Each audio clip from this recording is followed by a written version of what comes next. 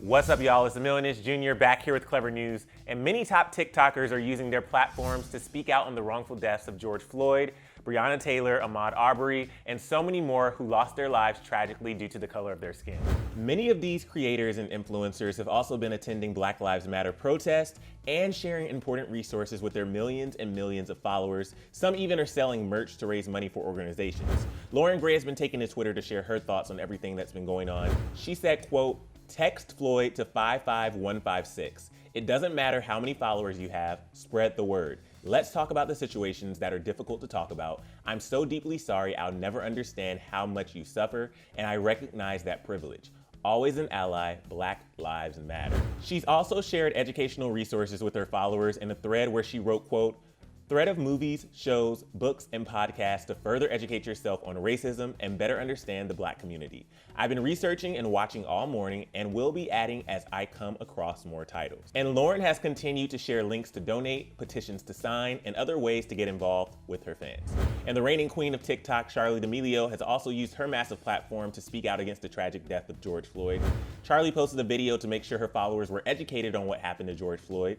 How come when it comes to the color of a person's skin, they're treated differently?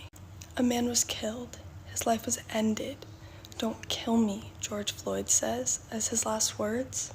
His life should not be over, and his name needs to be heard. Charli continued on in her powerful message, saying that everyone, no matter how big or small your platform is, needs to speak up and use their voice. But Charli didn't only speak out on TikTok. She also took to Twitter to let her millions of followers know where she stands. She tweeted saying, quote, "I have always and will always be an ally, and I will always stand up for what is right.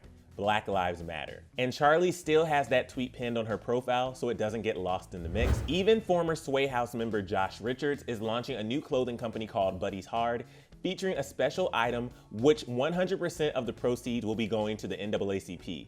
The item, a black hoodie, will feature the message, "Buddies Stronger Together." But one TikToker who hadn't used their platform to speak out about the Black Lives Matter movement was Chase Hudson, aka Lil Huddy. Chase has previously been criticized for using a racial slur on Snapchat and has since apologized for the incident, but so many of his fans were looking at him to speak out during this time. Even fellow influencer Taylor Caniff called out Chase, tweeting, quote, "Speak up or I'm calling out your legs, Lil Huddy. You're 2 miles away from this protest. Come speak up if you care." And Taylor tweeted again saying, quote, "I don't care, judge me, it takes all of us. I'm calling him out as a top white privileged influencer. I'm not picking on anybody, but I will use my voice." And just hours after Taylor had called him out, Chase responded to the backlash. Chase wrote, quote, "For absolute clarity, the only reason I took a beat before posting about this historical situation unfolding in our country was out of pure respect for George Floyd and his family. The last thing I wanted to do was disrespect his ultimate sacrifice by commenting before I had a chance to educate myself about the situation and make absolutely sure I knew how to best honor him and his legacy." He continued on and said, quote, "Make no mistake, I stand with George Floyd, his family, Black Lives Matter, and all those that have suffered at the hand of racial injustice.